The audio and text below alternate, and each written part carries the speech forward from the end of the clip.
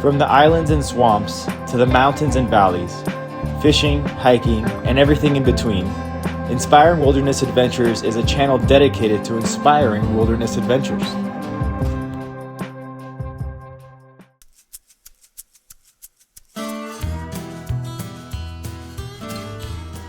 Cumberland Falls State Park, both of our first times in Kentucky, the great blue state of Kentucky, the bourbon state. If you don't remember from your American history books, the Cumberland Gap was the pass in between the mountains for the first settlers of the new American country to settle west. And we just drove through that on our way here. The main thing we're here for tonight, and what drew my attention in coming here, we'll see later.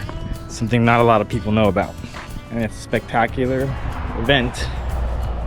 This is the only place in all the Western Hemisphere where it occurs. Stay tuned. I think the falls might be this way. If you want to see more of these awesome pictures, follow our Instagram account, Inspiring Wilderness. Go through here. Secret passage. Why they call it the Niagara of the South. Pretty impressive. Cumberland Falls is also known as the Little Niagara because its width and its sheer water flow are unmatched for anywhere else in the southern US. The falls are a part of the 688-mile-long Cumberland River, which is one of the country's most major river systems. There are some awesome trails on either side of the river. Eagle Falls is gorgeous, with a towering waterfall flowing into the main river. It's a must-do. Look at this beautiful little hidden, well, I guess it's not that hidden, but you wouldn't know it was here if you didn't know.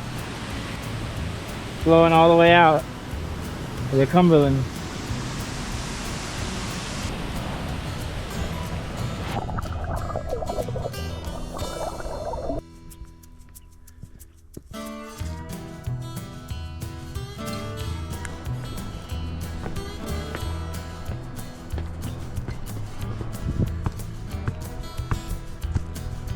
Look at that. That's incredible. The video probably doesn't do it justice, but I'll get as close as I can.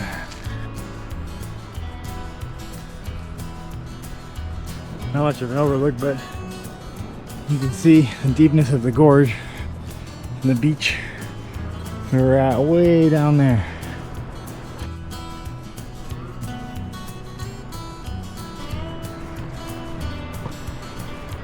The idea behind visiting Cumberland Falls on a specific date was because of the moonbow. That's right, you heard it correctly. A moonbow is a rainbow caused by the full moon. The distinct location of Cumberland Falls, away from significant sources of light pollution and coupled with its massive water flow, make it the only place in the entire Western Hemisphere where you can regularly see this phenomenon. You need a clear night and a full moon, and while you can only control one of those, we were fortunate enough where the second night of our stay cleared up after days of springtime bad weather. These shots you are seeing of the moonbow are completely unedited. There were plenty of other spectators, and it was most visible from 9 through 11 p.m., though this varies by time of year. It's truly unlike anything you've ever seen before, and was incredibly worth the trip.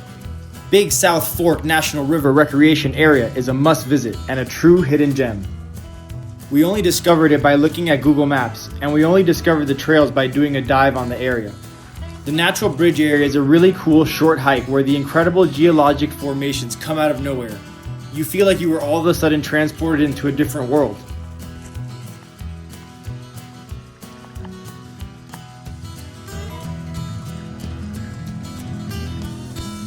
Said the true definition of a hidden gem.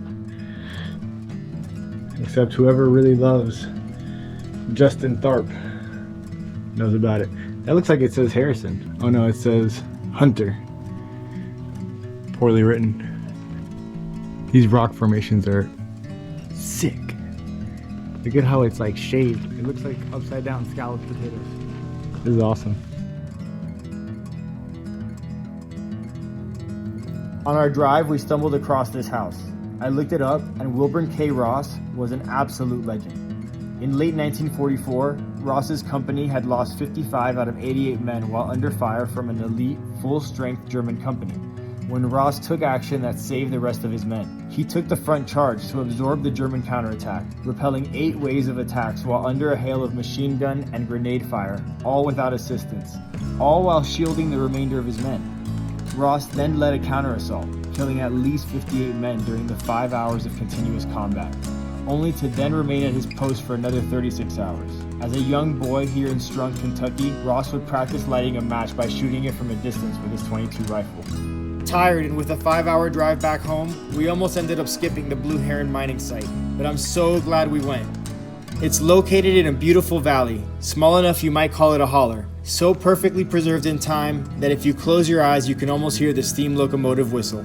Company towns like the one around the Blue Heron mine had their entire population living off of the mine, all of the families very close-knit and extremely isolated from the outside world. We are inside a real-life model railroad. This is a beautiful old steam locomotive in a 2-4-2 configuration with the 2 small wheels in the front, the 4 power wheels in the middle, and then the 2 support wheels under the cab. The exhibits at Blue Heron were also very interesting, as they provided well-made displays and real stories of the families that lived there.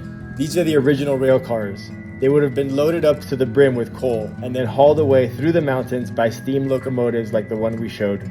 When you visit, also be sure to take a short hike up to the mine shaft. There's only one thing that could have made this paw print, and Melissa thought she was afraid of bears in Kentucky. We hadn't even moved to Montana yet. This overlook of the Cumberland River really showcases the beauty of eastern Kentucky, which I had always heard tell or song about, but I had never seen with my own eyes. The area is definitely a more off the beaten path, natural beauty destination, which is what we're all about, and it requires some research and planning, but it's gorgeous and it's worth the visit. As always, regardless of whether you're from the region or looking to go there, we're more than happy to help. Make sure to comment below with any questions or reach out on Instagram.